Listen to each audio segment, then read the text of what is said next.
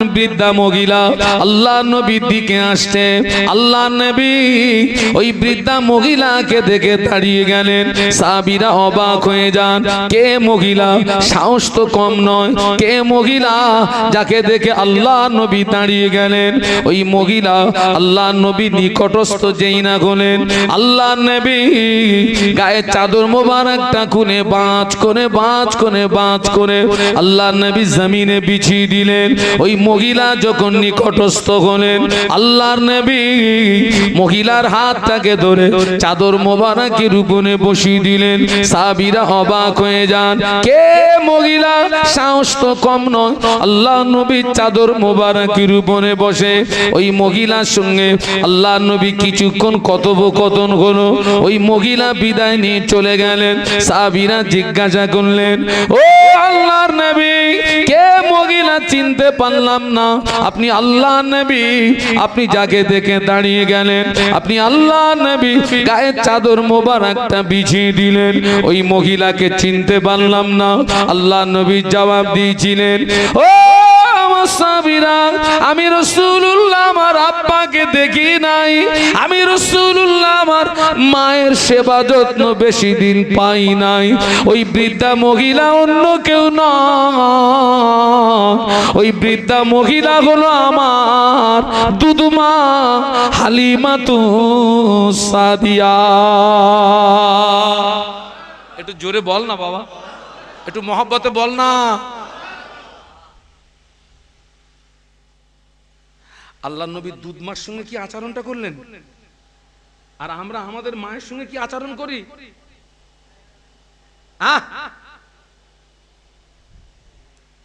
ছেলে শায়না হয়ে গেছো নাকি? ছেলে বড় হয়ে গেছো? এই আমার দিকে তাকান। লাউ চেনেন তো? লাউ কথা বলে না। লাউ যত বড় হোক মাল উপরে ওঠে না নিচে ঝোলে। সন্তান তুমি যত শিক্ষিত হও, অর্থশালী হও, তোমার পিতামাতার কাছে তোমাকে লাউয়ের মতো থাকতে হবে, উপরে ওঠার চেষ্টা করো না। যত বড়, যত সম্মানীয় ব্যক্তি হও। আজকের নবী দিবসের মাহফিল থেকে শিক্ষাটা নেন। আরো একটা কথা শুনে রেখে দেন, আমি শাহনুর আলম এখানে দোয়া করব, আমার দোয়া কবুল হতেও পারে নাও পারে। মুফতি সাহেবের দোয়া কবুল হতেও পারে নাও পারে। আমির সাহেবের দোয়া, পীর সাহেবের দোয়া কবুল হতেও পারে নাও পারে। 50-50 হতেও পারে নাও পারে। আলেমের দোয়া, ইমামের দোয়া, মুফতি সাহেবের দোয়া, পীর সাহেবের দোয়া, সুফি সাহেবের দোয়া, কারি সাহেবের দোয়া আল্লাহ পাকের দরবারে পৌঁছাতে গেলে কিছু পর্দা পেরিয়ে পেরিয়ে পেরিয়ে পেরিয়ে তবে যাবে তার কোনো নিশ্চয়তা নাই। ও খড়মপুরের যুবকেরা, আব্বা মা যখন দোয়া চায়, আব্বা মা আল্লাহ পাকের পাপা, আল্লাহ আব্বা মা আল্লাহর মাঝখানে কোনো পর্দা থাকে না। মা বাপের দোয়াটা, পিতা মাতার দোয়াটা, আব্বা আম্মার দোয়া সরাসরি আল্লাহ পাকের দরবারে কবুল হয়ে যায়। একটু মহব্বতে বলুন। রাসূলুল্লাহ বলেছেন বিগয়রি হিজাব। হিজাবুন মানে পর্দা। হিজাবুন মানে আল্লাহ আর পিতা মাতার মাঝখানে কোনো পর্দা, ডাইরেক্ট কবুল।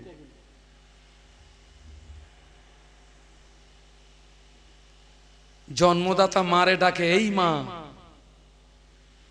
আর বউর মারে কি বলে ডাকে? আম্মা। ওরে মুগুর পেটা করার দরকার না, যাই তাই মুগুর না। ওই যে কি করে পাট বেরোয়, হ্যাঁ, ওই মাল দিয়ে পিটুনোর দরকার। এই বুদো, তুই তো শাশুড়ির পেটে ছিলি। জন্মদাতা মারে বলতেছে এই মা, আর শাশুড়ি মারে আম্মা। বাপরে ডাকতেছে এই বাপ, আর শ্বশুরে ডাকতেছে আব্বাজি। আল্লাহু আকবার। ছেলের বাপ আর মেয়ের বাপ দুটো এক জায়গায় বসে খাচ্ছে, আর ছেলে খাদিমদারি করতেছে। ওনাদের দুজনের সম্পর্ক কি? বেই বেই। খাদিমদারি করতেছে কে? ছেলে জামাই। বাপের পাতে যখন ভাত শর্ট হয়ে যাচ্ছে বলতেছে এই বাপ আর দেবো, আর শ্বশুরের পাতে যখন মাল শর্ট হচ্ছে বলছে আব্বাজি আর দেবো। ঘটনাটা 3 বার ঘটেছে। ওর বাপ তখন আর ওর বাবা সহ্য করতে পারেনি। ওর বাপ বলতেছে এই হারামির বাচ্চা, আমার দিতে হবে না, তোর আব্বাজির দে। হারামির বাচ্চা, তোর আব্বাজির দে, আমার দিতে হবে না। আজকের মায়ের চেয়ার দখল করেছে শাশুড়ি মা, আর বাপের চেয়ার দখল করেছে কে? শ্বশুর আব্বা। আমি একবার বলবো না যে শ্বশুর শাশুড়ি সম্মান নেই, অবশ্যই সম্মান আছে, তবে আমার পিতামাতার উপরে নয়, আমার পিতামাতার নিচে নিচে নিচে নিচে নিচে। পায়ে ধরে বলে গেলাম, এটাকে হালকা ভাবে নিও না। আজকের এই মিডিয়ার সামনে একটা কথা বলছি, আল্লাহ আমাকে যে সম্মান দিয়েছেন, এই সম্মান পাওয়ার যোগ্য ব্যক্তি আমি না। এটা আমার মায়ের দোয়া, এটা আমার আব্বার দোয়া, আমার মায়ের দোয়া, আমার আব্বাজির দোয়া। আমার মা সব সময় কাঁদতেন, আল্লাহ তোকে আলেম বানাবে। আব্বাজি কাঁদতেন, আল্লাহ তোমায় আলেম বানাবে। মায়ের দোয়া। আজকে নবী দিবসের মাহফিলে যুবকেরা তোদের পায়ে ধরে বলে গেলাম, আব্বা আম্মাকে সম্মান করবি, ইজ্জত করবি, তাজিম করবি। অনেকে আছে স্ত্রীর ভয়ে বাপ মাকে কিছু দিতে পারে না। বউটা দাজ্জাল, গোপনে গোপনে দিবি। গোপনে গোপনে দোয়া যায় না, যায় না। গোপনে গোপনে আব্বা যেটা খেতে ভালোবাসে বাজার থেকে চুরি করে কিনে আনবি। বউকে চুরি করে বাপকে দিবি, দোয়া চাইবি, আব্বা তুমি এটা খাবে, আমার জন্য দোয়া করবে। আল্লাহর কসম, আল্লাহর আরশ খুশি হয়ে যাবে। বউকে চুরি করে মাকে দিবি, মা মা তুমি এইটা খাবে মা, আর আমার জন্য দোয়া করবে মা। আল্লাহর কসম, আল্লাহর আরশ খুশি হয়ে যাবে। আল্লাহর আরশ খুশি। এই মাহফিল থেকে শিক্ষা নাও, অজ্ঞান হারিয়ে ফেলবেন না।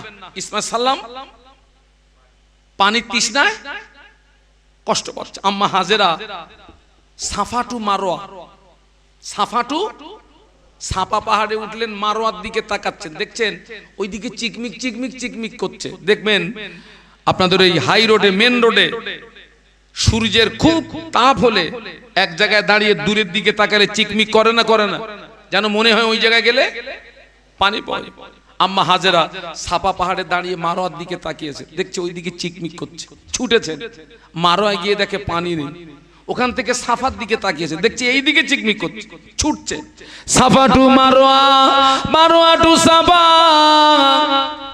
আম্মা জান হযরত হাজেরা আলাইহিস সালাম 7 বার ছোটাছুটি করলেন, পানি পেলেন না। কিন্তু 2 পাড়ের মিডিলে যখন আসছিলেন, আমাদের আম্মা জান হাজেরা আলাইহিস সালাম ঘাটটা ঘুরিয়ে বেটা ইসমাইলের দিকে দেখছিলেন, এই মরুভূমির কোন জীব জানোয়ার আমার ইসমাইলকে ক্ষতি করলো নাকি। আম্মা জান হাজেরার সাফা মারোয়া ছোটাছুটিটা আল্লাহ পাকের দরবারে এত পছন্দনীয় হয়ে গেছে, কিয়ামত পর্যন্তই হুকুমটা আল্লাহ জারি রেখে দিয়েছে। আজ হাজীকে সাফা মারোয়ায় সাই করতে গিয়ে আম্মা হাজেরা 2 পাড়ের মিডিলে ঘাটটা ঘুরিয়ে বেটার দিকে দেখেছিলেন। ওই ছবিটা আল্লাহর দরবারে এত পছন্দনীয় হয়ে গেল, আল্লাহ আম্মা হাজেরা স্মৃতি রক্ষার্থে আজ হাজী বান্দা, উমরাকারী বান্দা সাফা মারোয়া যখন সাই করবে, 2 পাড়ের মিডিলে সবুজ লাইট দিয়ে এক জায়গায় বর্ডার করা আছে, ওই জায়গায় একটু দ্রুত গতিতে হাঁটতে গা আম্মা হাজেরা স্মৃতি রক্ষার্থে ঘাটটা ঘুরি একটু কাবার দিকে দেখতে হয়। একটু মহব্বতে বলেন না। আম্মা হাজেরার ওই ছবিটা, দৃশ্যটা, চিত্রটা আল্লাহর দরবারে এতটা পছন্দ হয়ে গেছে, আল্লাহ কিয়ামত পর্যন্ত হুকুম জারি রেখে দিয়েছে। সাফা মারা ছুটলেন, পানি ফেলেন না, হঠাৎ দেখছেন ইসমাইলের পাশ থেকে পানির ফোয়ারা দেখতে পাওয়া যায়। মহব্বতে বলতে পারলেন না? এই ছেলেরা একটু জোরে বল না। এই আমি অনেক, আমার এই আপনার পূর্ব মেদিনীপুর, আমার কিছু আপনার দাওয়াত নেওয়া আছে। আমি উঠি কখন জানেন? ফজরের নামাজের পরে। ফজরের পরে উঠি 9টা, 9:30 পর্যন্ত চালাই। তো আমি যখন সেই ফজরের পরে উঠি, যখন বলি বলুন সুবহানাল্লাহ, আমার যেন মনে হয় সকাল 10টা বাজে। এখন এত তেজ তাদের, মানে তারা বক্তার কাছ থেকে ওয়াজ আদায় করে নেয়। মানে শ্রোতাদের ভিতরে যদি জাজবা এসে যায়, অটোমেটিক বক্তার ভিতরেও। দরুদ শরীফ আল্লাহুম্মা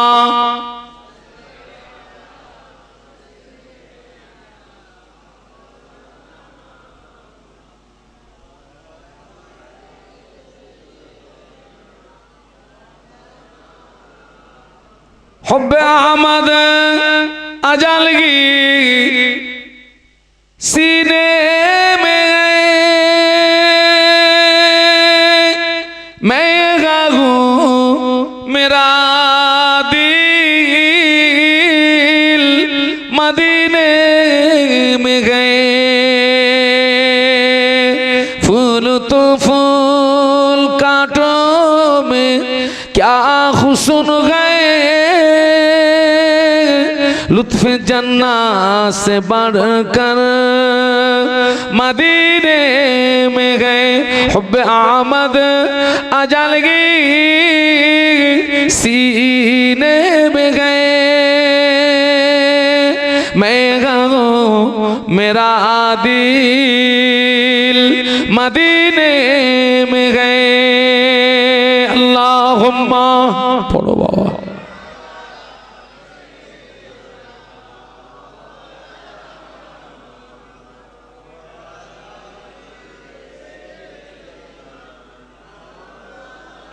মাশাআল্লাহ, একটু কলেমার জিকির লা ইলাহা ইল্লাল্লাহ।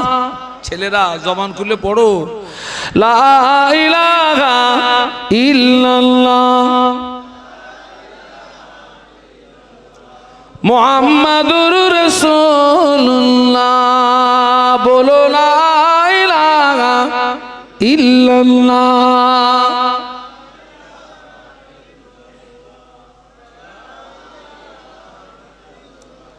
লা ইলাহা ইল্লাল্লাহ মুহাম্মাদুর রাসূলুল্লাহ। আল্লাহুম্মা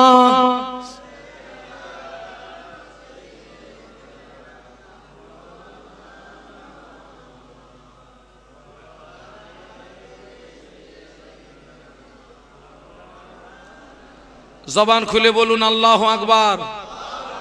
আমাকে কি দেখাতে হবে? কোন নবীর? আম্মা হাজের সালাম ওই বেটার পাশে ওই পানি দেখে ছুটে এসে কয়েকটা পাথর নিয়ে বলেছিলেন জম জম। জমজমের বাংলা মানে হচ্ছে থাম থাম। জমজম মানে কি? থাম। ঐতিহাসিকরা লিখেছেন আম্মাজান হাজেরা আলাইহিস সালাম যদি পাথর দিয়ে গাডনা করে দিতেন, ওই জমজমের পানিতে তামাম পৃথিবীর জমিনটা প্লাবিত হয়ে যেত। আল্লাহু আকবার। এই জমজম এক সময় বন্ধ হয়ে যায়। কি হয় বাবা? বন্ধ হয়ে যায়। নবীর দাদুর নাম কি? Abdul Muttalib. এই নবীর দাদুর নাম বাবা ছেলে সোনারা এই জায়গায় আয় তো, এই সামনে এসো। তোমরা তো সব ইয়া নবীর খরিদ্দার। আমি কি জানিনি নাকি? সামনে আয়, সামনে আয়। হ্যাঁ, ওই ফাঁকাটায় বসে যাও, ওই জায়গাটায় বসে যাও, যাও যাও, বস বস। আলহামদুলিল্লাহ, আমাদেরকে দেখান। এই জমজমের কূপ এক সময় কি হয়? বন্ধ হয়ে যায়। নবীর দাদুর নাম আব্দুল মুত্তালিবের বক্তব্য, এই জমজম কূপ আমি সংস্কার করব। আল্লাহ মাহমুদের কিতাব থেকে বলছি। আব্দুল মুত্তালিবের বক্তব্য কি? এই জমজম কূপ আমি সংস্কার করব। মক্কায় ছিল অনেক গোত্র, আর প্রত্যেকটা গোত্রের একজন করে গোত্র প্রতিনিধি ছিল। এই জমজম কূপ সংস্কার নিয়ে গোত্র প্রতিনিধিদের ভিতরে দ্বন্দ্ব দেখা দিল, এবং সেই দ্বন্দ্বটা খুব মারাত্মক দ্বন্দ্ব। আচ্ছা, আমাদের যদি ফতোয়া ফারাজের দরকার হয়, আমরা কার শরণাপন্ন হই? মুফতি সাহেব। না, মুফতি সাহেবের কাছে যাবেন। আমি একটা জায়গা বলে দিচ্ছি, যে বিষয় ওই বিষয় একটা সাদা কাগজে লিখবেন। এলাকায় যেখানে সবচেয়ে বড় চার দোকান আছে না, মাল ওখানে দিয়ে আসবেন। চার দোকানে মুফতি থাকে না? থাকে না? এই আজকের এখানে ওয়াজ হচ্ছে, এই ওয়াজের তাফসীর হবে কাল চার দোকানে, বিস্তার তাফসীর করবে কাল বড় বড় মুফতি সব। হ্যাঁ, তো সবাই মিলে একটা সিদ্ধান্ত করলেন, এই জমজম কূপ সংস্কার নিয়ে দ্বন্দ্ব ফাসাদ করে কোনো লাভ নেই। চলুন আমরা শাম দেশে যাই। কোথায় যাই? শাম দেশে বড় বড় পণ্ডিত আছে, আমরা আমাদের এই সমস্যার কথা বলি, তানারা যে সিদ্ধান্ত দেবেন সেই সিদ্ধান্ত মেনেই জমজম কূপ পুনর্সংস্কার হবে। এই সিদ্ধান্তে একমত হয়ে সবাই একটা করে উট নিয়েছেন, পর্যাপ্ত পরিমাণে খাদ্য নিয়েছেন, পানি নিয়েছেন। এই কাফেলায় আছেন রসুলের দাদা আব্দুল মুত্তালিব। যেতে যেতে গভীর মরুভূমিতে যখন এসে পৌঁছে গেছে, পুরো কাফেলার কাছে পানি শেষ। নিজেরা কি পান করবে, পশুদের কি পান করাবে? এক কথায় পশুগুলো সব জমিনে বসে পড়েছে, মৃত্যুর দোরগোড়ায় সব। টোটাল কাফেলার কাছে কি নেই? পানি নেই।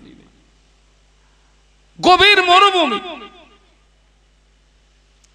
আল্লাহ নবীর দাদু আব্দুল মুত্তালিব বললেন, আমরা যদি এইভাবে বসে থাকি, জীবন যাওয়ার আশঙ্কা। আমরা দেখতে পাচ্ছি পানি নেই, তবুও বসে থাকলে হবে না। চলুন আমরা সবাই মিলে তালাশ করি, দেখি পানি পাওয়া যায় কিনা। নবী দাদা ঠিক বলছেন না ভুল বলছেন? বসে থেকে তো কিছু হবে না। সবাই মিলে কি করি? তালাশ করি, খুঁজি। তো অন্যরা বলছে, ও আব্দুল মুত্তালিব, তুমি তো ওই কথা বলছো, তাহলে এক কাজ করো, তোমার উটটাকে জমিন থেকে উঠিয়ে তুমি আগে চলো, তোমার উটটা আগে চালাও, আমরা তোমার পিছনে যাচ্ছি। কিতাবের ভিতরে লেখা, ও আমার মায়েরা, আল্লাহ নবীর দাদু আব্দুল মুত্তালিব ওই উটটাকে জমিন থেকে উঠিয়ে দিয়ে সামনে যাই না আগিয়ে দিয়েছেন। দেখতে পাওয়া যায় আব্দুল মুত্তালিবের উটের পায়ের নিচে থেকে পানির ফোয়ারা দেখতে পাওয়া যায়। জোরে বলতে পারলেন না? মোহাব্বতে বলতে পারলেন না? তাকবীর দেন, নারায়ে তাকবীর। আব্দুল মুত্তালিব উটটাকে উঠিয়ে যেই না আগে আগিয়ে দিয়েছেন, আগে বাড়িয়ে দিয়েছেন, আব্দুল মুত্তালিবের উটের পায়ের নিচে থেকে পানির ফোয়ারা দেখতে পাওয়া যায়। এটা ছিল নবীর দাদু আব্দুল মুত্তালিবের কারামাত, আব্দুল মুত্তালিবের কারামাত। এর জন্য আব্দুল মুত্তালিবের কৃতিত্ব নয়, ওই সময় আব্দুল মুত্তালিবের ললাটে আমাদের নবীর নূর চমকাচ্ছে ছিল। আল্লাহ পাক ওই কঠিন মুসিবতের সময় আল্লাহ পাক আমাদের নবীর নূরের বরকতে আমার আল্লাহ আব্দুল মুত্তালিবের উটের পায়ের নিচে থেকে পানির ফোয়ারা পার করে দিলে।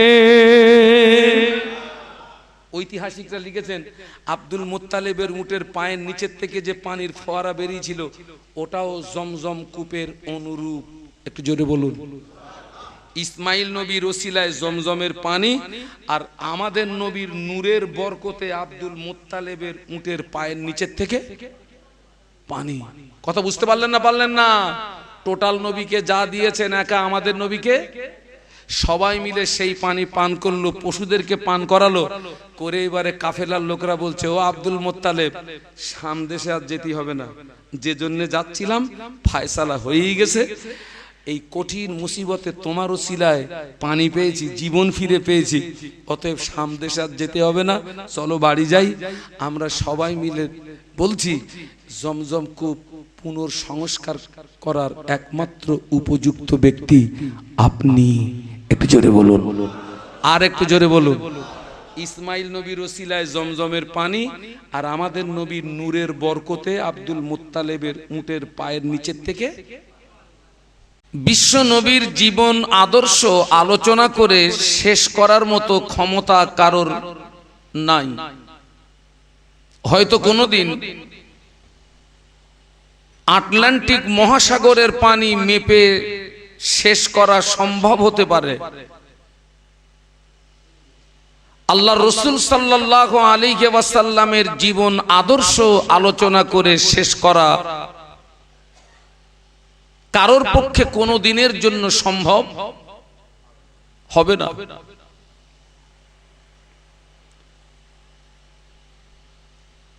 আল্লামা হুজুর রহমাতুল্লাহ আলাইহি, আমি ওনার কেতাবের ভিতরে দেখেছি, হুজুর আল্লামা লিখছেন যে জায়গাতে মিলাদ শরীফ পাঠ হয়, কি শরীফ পাঠ হয়? মিলাদ শরীফের বাংলা অর্থ হচ্ছে, মিলাদ শরীফের বাংলা অর্থ হচ্ছে জীবন বৃত্তান্ত। অর্থাৎ যে জায়গাতে বিশ্ব নবীর জীবন বৃত্তান্ত নিয়ে আলাপ আলোচনা হয়, ওই জায়গাটি 1 বৎসর নিরাপদে থাকে এবং ওই জায়গাতে আল্লাহ পাকের পক্ষ থেকে বিবিধ প্রকার খায়ের এবং বারকাত নাজিল হয়।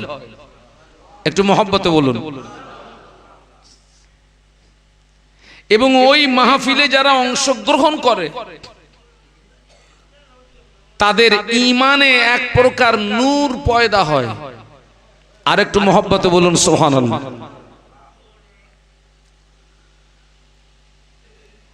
আজকের যে নবীর শানে মাহফিল,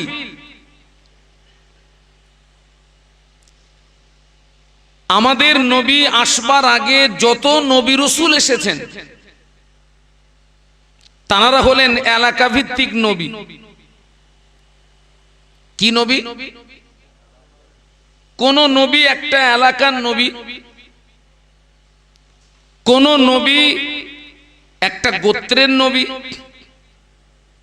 কোন নবী কয়েকজন ব্যক্তির নবী।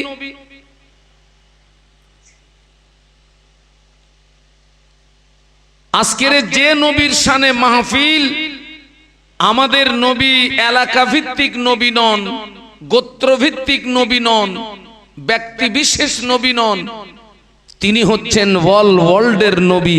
একটু জোরে বলুন। তথা বিশ্ব নবী। আমি কোরআন শরীফের যে আয়াতে শরীফা তেলাওয়াত করেছি এটি হচ্ছে 3 পারা, একেবারে শুরু।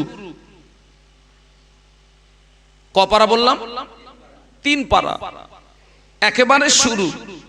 তিলকার রুসুলু ফাদ্দালনা বা'দাহুম আলা বা'দ, যার সহজ সরল অর্থ হলো আল্লাহ বলছেন ওই সমস্ত রসুল যাদের একজনকে আরেকজনের উপরে আমি প্রাধান্য দিয়েছি, শ্রেষ্ঠত্ব দিয়েছি, মর্যাদা দিয়েছি। তার মানে আমাদের নবী আসবার আগে যত নবী রাসূল এসেছেন, নবীদের দ্বারাই যে অলৌকিক ঘটনাগুলো ঘটে তাকে বলে মুজিজা। আমার দিকে তাকান, কি বলে বাবা? মুজিজা। আর ওলিয়ে কামেলদের দ্বারাই যে অলৌকিক ঘটনাগুলো ঘটে তাকে বলে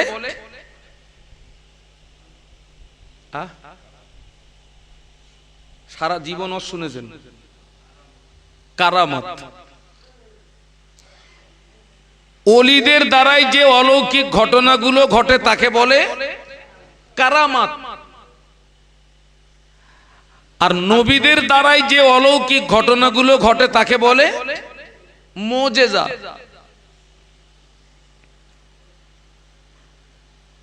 যিনি আল্লাহ পাকের একজন ওলিয়ে কামেল বান্দা, তানার জন্য কারামাত দেখানো শর্ত নয়। যিনি পীর হিসাবে দাবি করবেন তানার জন্য কারামাত দেখানো শর্ত নয়। কিন্তু যিনি নবী হিসাবে দাবি করবেন তানার জন্য মুজিজা দেখানো শর্ত। মুজিজা ব্যতীত নবী দাবি করা।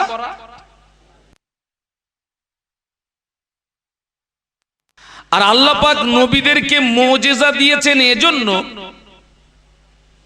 যাতে করে তিনি তার জাতের শত্রুদিগকে সহজে পরাস্ত করতে পারেন বা পর্যদুস্ত করতে পারেন। তো ওই যে আল্লাহ বললেন আমি একজন নবীকে আর একজন নবীর উপরে প্রাধান্য দিয়েছি, শ্রেষ্ঠত্ব দিয়েছি, মর্যাদা দিয়েছি। আমাদের নবী আসবার আগে যত নবী রাসূল এসেছেন, আল্লাহ মুজিজা হিসাবে একজন নবীকে যা দিয়েছেন আর একজন নবীকে তা দেননি। যেমন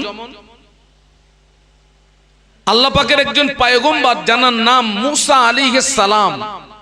সবাই মিলে বলুন কি নাম বলেছি? আল্লাহ ওনাকে দিয়েছিলেন একটি লাঠি,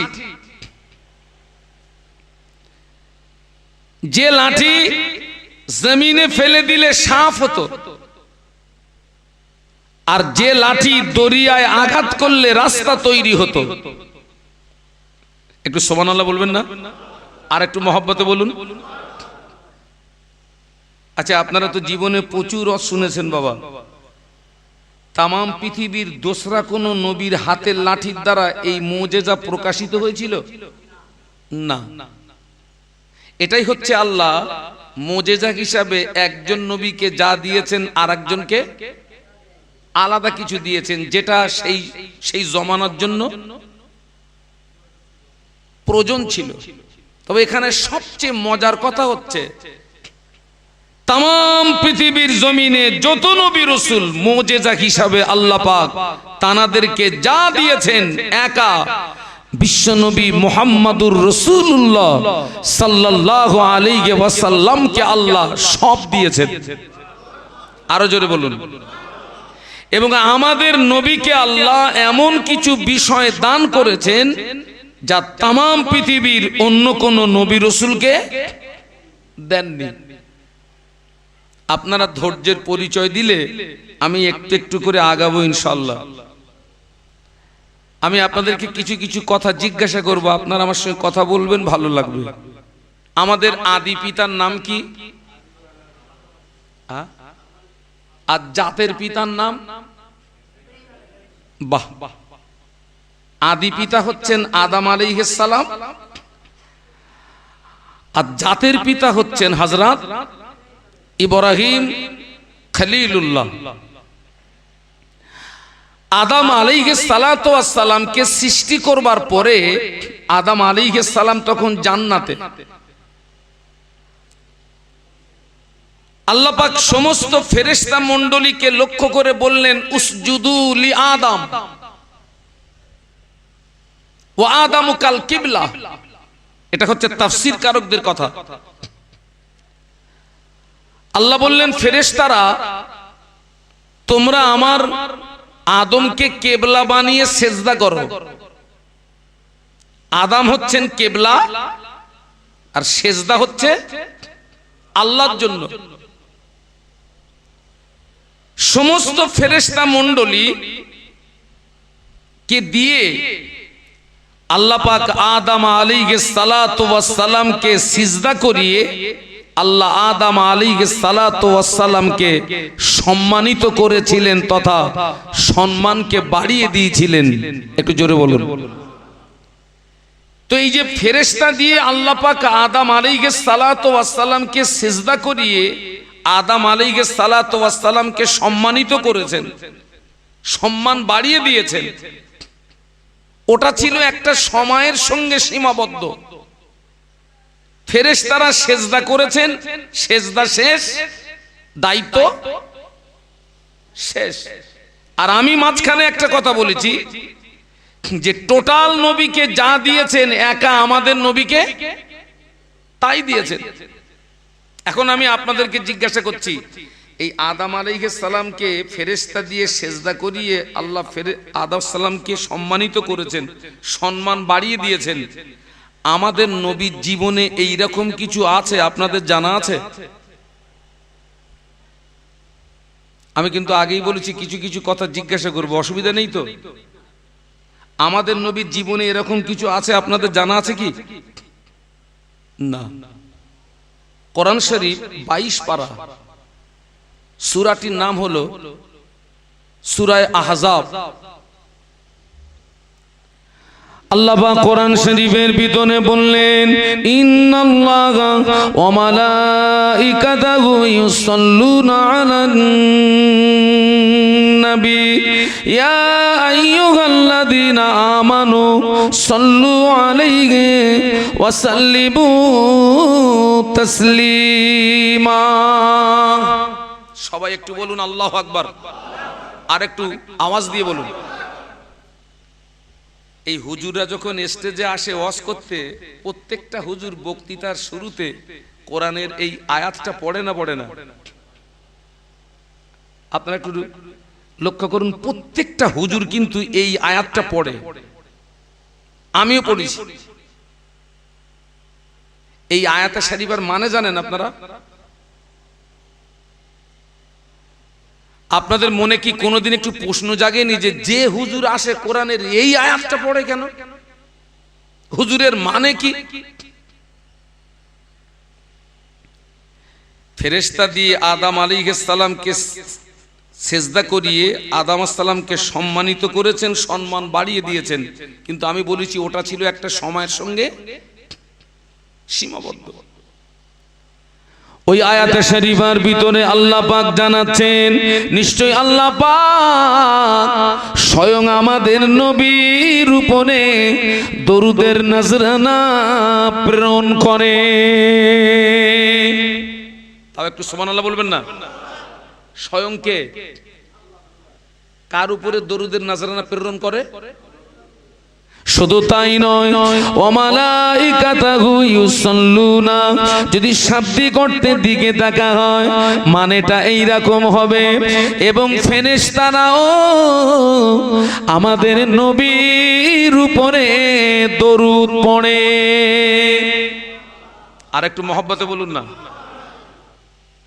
আল্লাহ আমাদের নবীর উপরে দরুদের নজরানা প্রেরণ করেন, আর ফেরেশতারা আমাদের নবীর উপরে দরুদ পড়ে। এটা কোনো সময়ের সঙ্গে সীমাবদ্ধ নয়। প্রতিদিন সকালবেলা আল্লাহ পাক 70,000 ফেরেশতা নাজিল করেন। ওই 70,000 ফেরেশতা আল্লাহর নবীর মাজার মুকাদ্দাসের পাশে ঘিরে দাঁড়িয়ে তাদের নূরের ডানাগুলো মেলে দিয়ে আমাদের নবীর উপরে দরুদ পড়ে। আল্লাহ প্রত্যেকদিন সকালবেলা 70,000 করে ফেরেশতা নাজিল করেন। ওই ফেরেশতারা রাসূলুল্লাহর মাজার মুকাদ্দাসের চারিপাশে ঘিরে দাঁড়িয়ে নূরের ডানাগুলো মেলে দিয়ে, বলুন বলুন, এই ফেরেশতাদের সময় কতক্ষণ জানেন? সকাল টু সন্ধ্যা। সন্ধ্যাবেলা এই 70,000 ফেরেশতা চলে যান। আল্লাহ আবার নতুন 70,000 ফেরেশতা পাঠান। ওনাদের সময় হচ্ছে সন্ধ্যা টু সকাল, ওই ফেরেশতারা চলে যান, আল্লাহ আবার নতুন 70,000 ফেরেশতা পাঠান।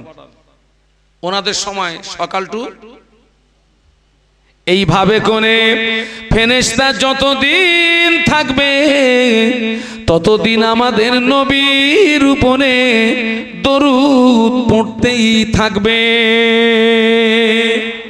আর একটু মহব্বতে বলুন, ফেরেশতা যতদিন থাকবে ততদিন আমাদের নবীর উপরে দরুদ পড়তেই থাকবে। এবারে অঙ্ক বলুন, ফেরেশতা দিয়ে আদম নবীকে সাজদা করিয়ে আদম নবীকে সম্মানিত করেছিলেন, কিন্তু সেটি ছিল একটা সময়ের সঙ্গে, সময়ের ভিতরে সীমাবদ্ধ। আল্লাহ আমাদের নবীর উপরে দরুদের নজরানা প্রেরণ করেন, ফেরেশতারা আমাদের নবীর উপরে দরুদ পড়ে, এটা কোনো সময়ের সঙ্গে সীমাবদ্ধ নয়। ফেরেশতা যতদিন থাকবে ততদিন আমাদের নবীর উপরে দরুদ পড়তেই থাকবে। তার মানে অঙ্ক কষে দেখা গেল আদম আলাইহিস সালামের তুলনায় আমাদের নবীর সম্মান অনেক অনেক গুণে বেশি। একটু জোরে বলুন, আরো মহব্বতে বলুন। এখানে হজ করেছেন এরকম মানুষ কেউ আছেন? আলহামদুলিল্লাহ, দুজন আছেন। ওমরা করেছেন কেউ আছেন? আরো দুজন বেড়ে গেছে। আপনি হজও করেছেন, ওমরাও করেছেন। ওমরা আলহামদুলিল্লাহ। আপনাদের আব্বা আম্মার দোয়া, আল্লাহ তোমাকে 3 বার নিয়ে গেছেন। আমি রাসূলুল্লাহ সাল্লাল্লাহু আলাইহি ওয়াসাল্লামের মাজার মুকাদ্দাস জিয়ারত করতে গিয়ে দেখি ঠিক আল্লাহ রসুলের মাজার মুকাদ্দাসের সোজাসুজি সোনালী অক্ষরে কোরআন শরীফের অনেক আয়াতে শরীফা লেখা আছে, কিন্তু সেই লেখাগুলো এতটা জড়ানো, এতটা পেঁচানো, সাধারণ মানুষ যারা কোরআন পড়তে পারেন ওটা দেখে উদ্ধার করতে পারবেন না। এতটা জড়ানো, এতটা পেঁচানো।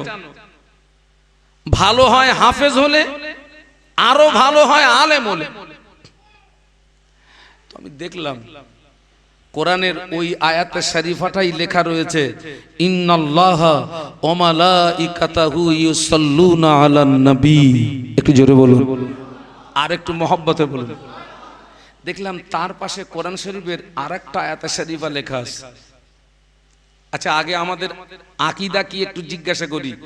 যে নবীর শানে আজকের মাহফিল হচ্ছে, আমাদের নবী জিন্দা না মুর্দা? আপনারা কি একমত? বিশ্ব নবী শুধু কবরে জিন্দা নয়, আল্লাহর নবী কবরের ভিতরে আজান এবং আকামাতের সঙ্গে রাসূলুল্লাহ নামাজ আদায় করেন। আরো মহব্বতে বলুন। একটা আয়াতে শরীফা দেখলাম লেখা আছে, ইয়া আইয়ুহাল্লাযীনা আমানু লা তারফাউ আসওয়াতাকুম ফাওকা সাউতিন নবী। একটু বলুন আল্লাহু আকবার। এই আয়াতের শানে নুজুল, আরবিতে বলে শানে নুজুল, আর বাংলায় বলে প্রেক্ষাপট। কোন প্রেক্ষাপটে এই আয়াতে শরীফাটা নাজিল হয়েছিল? সাহাবীরা রাসূলুল্লাহর সঙ্গে কথা বলছিলেন।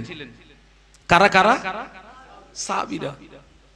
তো হঠাৎ একজন সাহাবীর কথার আওয়াজটা রাসূলুল্লাহর কথার আওয়াজের চেয়ে একটু উঁচু হয়ে গেছে, বুলন্দ হয়ে গেছে। আর নবীর কথার উপরে সাহাবীর কথার আওয়াজ বুলন্দ হয়ে গেছে, মানে এটা নবীর শানে কি বেয়াদবি। এতটুকু বেয়াদবি আল্লাহ বরদাস্ত করেননি, সঙ্গে সঙ্গে কোরআন নাজিল করলেন, ইয়া আইয়ুহাল্লাযীনা আমানু, হে বিশ্বের ঈমানদার সম্প্রদায়, লা তারফাউ আসওয়াতাকুম ফাওকা সাউতিন নবী। খবরদার, তোদের কথার আওয়াজ আমার হাবিবের আওয়াজের উপরে যেন উঁচু না হয়। তোদের কথার আওয়াজ আমার হাবিবের আওয়াজের উপরে যেন বুলন্দ না হয়।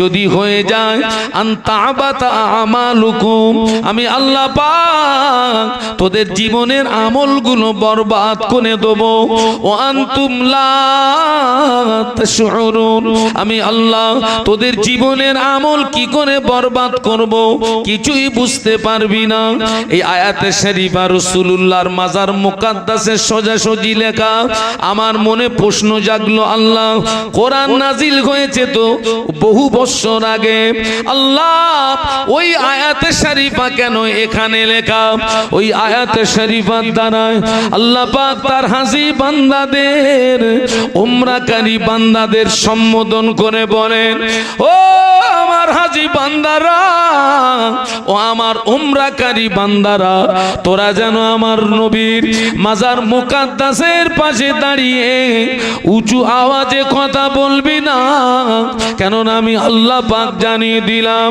আমার হাবিব কবরের ভিতরে জিন্দা একটু মহব্বতে বলুন না কত হাজী সাহেব মদিনা শরীফে গিয়ে বিয়াদবি করে কি বাবা করে না করে না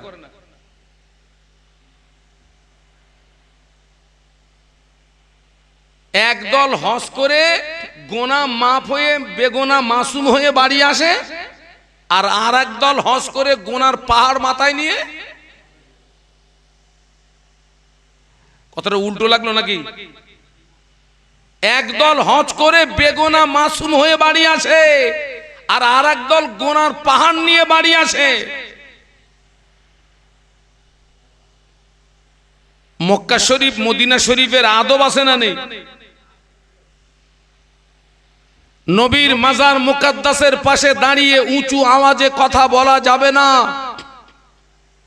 রাসূলুল্লাহর মাজার মুকাদ্দাসের পাশে দাঁড়িয়ে কোনো বেয়াদবি করা যাবে না এই জানারা গিয়েছেন সাক্ষী নেন মোবাইলে ফটো তুলে সয়লাভ করে দিচ্ছে সত্য বলছি না মিথ্যা বলছি রাসূলুল্লাহর মাজার মুকাদ্দাসের পাশে দাঁড়িয়ে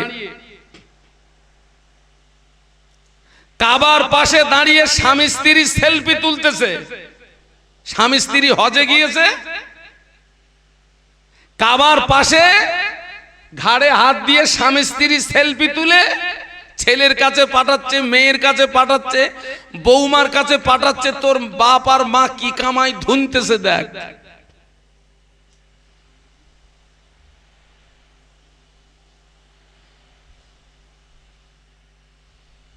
আল্লাহ ওদেরকে হেদায়েত দেন বলুন আল্লাহুম্মা আমিন এই আদবের কথা বললাম তো একটা কথা মনে পড়ে গেল মক্কা শরীফ মদিনা শরীফের কি আছে বাবা আদব আছে যারা এখনো যেতে পারেননি আমি দোয়া করি আল্লাহ যেন আপনাদের মক্কা শরীফ মদিনা শরীফের মেহমান হিসাবে কবুল করেন বলুন আল্লাহুম্মা আমিন একটু মহব্বতে বলুন পীরের দরবারের আদব আছে না নেই নবী বড় না পীর বড় ফুরফুরা শরীফের মুজাদ্দিদুজ্জামান আমির শরিয়াত কুতুবুল আলম দাদা হুজুর পীর কেবলা রহমাতুল্লাহ আলাইহির প্রধানতম খলিফা আল্লামা রুহুল আমিন রহমাতুল্লাহ আলাইহি ফুরফুরা শরীফে পীরের দরবারে যখন যেতেন পীরের সম্মানার্থে ফুরফুরার জমিনে পায় জুতো দিতেন না একটু মহব্বতে বলেন না বাস্তব বলছি না সত্য বলছি বাস্তব বলছি না মিথ্যা বলছি পীরের দরবারে সম্মানার্থে পায়ে জুতো দিতেন না আর আমাদের ছেলেরা ফুরফুরা গিয়ে জামাত করে বিড়ি টানে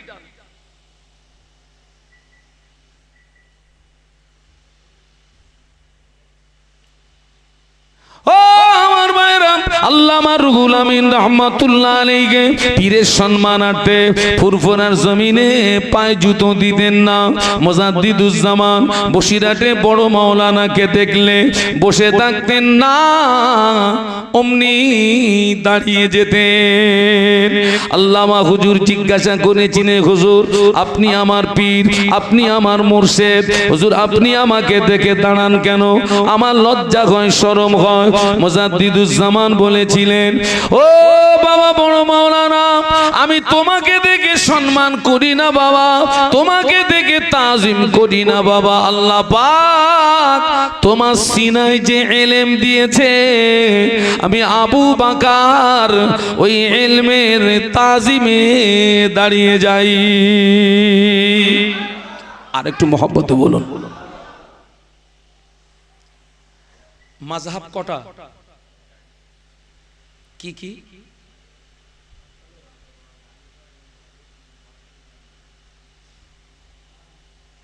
হানফি, সবাই বলুন, শাফিঈ, মালিকি, হাম্বলি। কটা হলো? হানফি, শাফিঈ, মালিকি, হাম্বলি। আমরা হচ্ছি হানফি মযহাবের মানুষ, তাই না বাবা? এই হানফি মযহাবের ব্যারিস্টার কে? ইমামে আজম আবু হানিফা রাহমাতুল্লাহ আলাইহি। মালিকি মযহাবের ব্যারিস্টার হচ্ছেন ইমাম মালিক রাহমাতুল্লাহ আলাইহি। কোন ইমাম বলেছি? ইমাম মালিক। চার ইমামের এক ইমাম। চারটে মযহাব সত্য এবং চারটে মযহাবের চারটে ইমামও সত্য, তবে অনুসরণ করতে হবে কজনকে? একজনকে। এটা যেন মাথায় থাকে। চারটে মযহাব সত্য, চারটে ইমামও, কিন্তু অনুসরণ করতে হবে একটাকে। আমাদের সমাজে দেখেছি বাবা, আমরা তো বক্তা মানুষ, কথায় কথা বেড়ে যায়। সারা জীবন দেখলাম নাভির নিচে হাত বেঁধে নামাজ পড়েছে, এখন তাদেরকেই দেখতেছি বলতেছে হুজুর এই জায়গাটা গরম হয়ে গেছে, বুকে তুললাম। আছে না নেই? আবার ওরা বলছে হুজুর বুক গরম হয়ে গেছে, এবারে কোথায় তুলবি? তো বলতেছে এবারে মাথায় বাঁধবো। সারা জীবন দেখলাম ফরজ নামাজের পরে সম্মিলিত দোয়া হয় না, হয় না? একটু কথা বলেন না। ইমাম দোয়া করে আর আমরা পিছনে বসে কি বলি? আল্লাহুম্মা। বাংলা মানে কি? আল্লাহ তুমি কবুল করো। ইমাম যা বলছে আল্লাহ তুমি। ও আল্লাহ, সারা জীবন যাদের দেখলাম দোয়া করতে, এখন দেখছি ইমাম দোয়া করতেছে চুপ করে বসে রয়েছে। বাস্তব না অবাস্তব? চার ইমামের এক ইমাম ইমাম মালিক রাহমাতুল্লাহ আলাইহি যতদিন মক্কা মদিনার জমিনে ছিলেন, হুজুর মক্কা মদিনার জমিনে পায়ে জুতো দিতেন না। সুবহানাল্লাহ বলতে পারলেন না?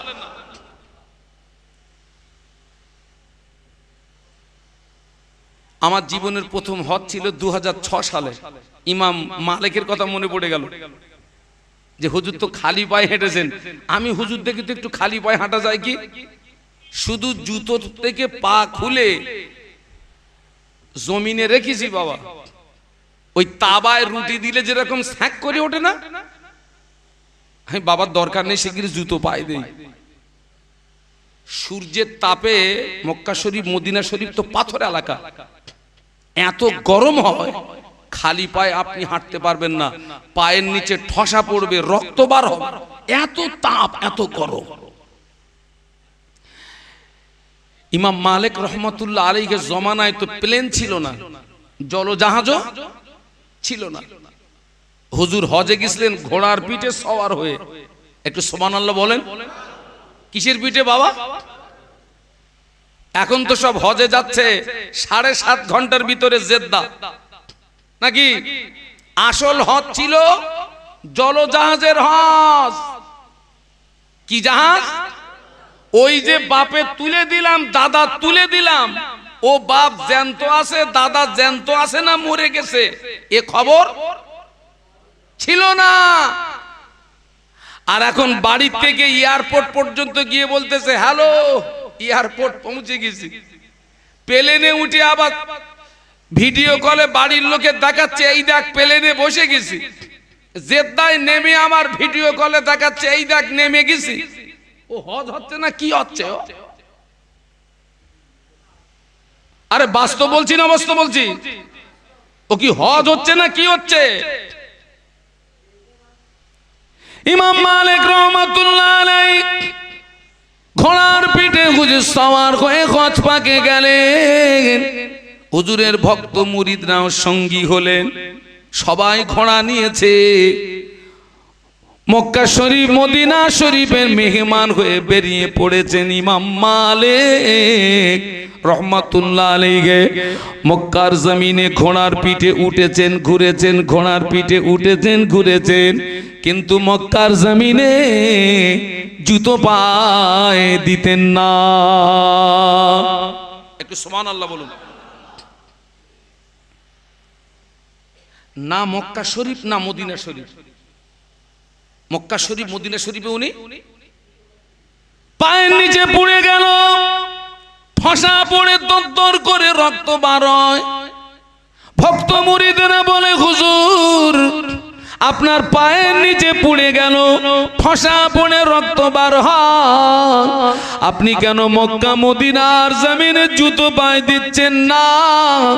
ইমাম মালিক রহমাতুল্লাহ আলাইহি বলেছিলেন বাবা এই মক্কা মদিনার জমিনে আমার নবী কত হাঁটাহাঁটি করেছেন, আমার নবী কত চলাফেরা করেছেন, আমার নবীর পায়ের ছাপ কোথায় পড়ে আছে আমি ইমাম মালিক জানি না।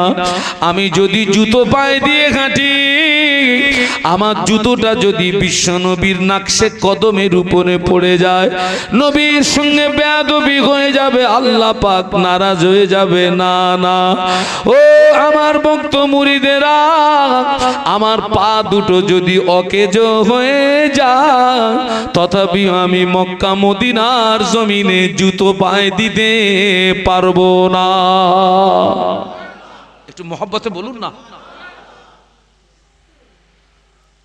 মক্কার জমিনে ঘোড়ার পিঠে উঠলেন ঘুরলেন, মদিনার সীমানায় যেই না চলে গেলেন ঘোড়ার পিঠ থেকে নেমে পড়লেন। মক্কা শরীফে পায়ে জুতো দেননি, কিন্তু ঘোড়ার পিঠে উঠেছেন ঘুরেছেন। মদিনার বর্ডারে যেই চলে এসেছেন পায়ে জুতো নেই ঠিকই, কিন্তু ঘোড়ার পিঠে ওঠেন না। ঘোড়ার রশিটাকে ধরে রাসূলুল্লাহর মাজার মুকাদ্দাসের দিকে এগিয়ে চলেছেন। ভক্ত মুরিদেরা বলে হুজুর মক্কার জমিনে ঘোড়ার পিঠে উঠলেন ঘুরলেন, মদিনার জমিনে কেন ঘোড়ার পিঠে ওঠেন না? ইমাম মালিক বলেছিলেন বাবা এই মদিনার জমিনে আমার নবীর রওজা মুবারক, এই মদিনার জমিনে আমার নবীর মাজার মুকাদ্দাস।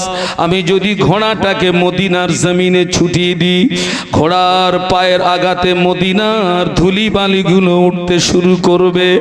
এই মদিনার জমিনে আমার নবীর রওজা মুবারক, এই মদিনার জমিনে আমার নবীর মাজার মুকাদ্দাস।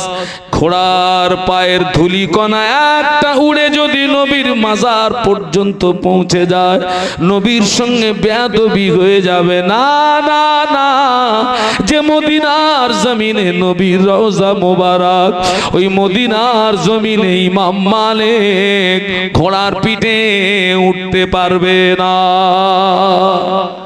একটু মহব্বতে বলেন না।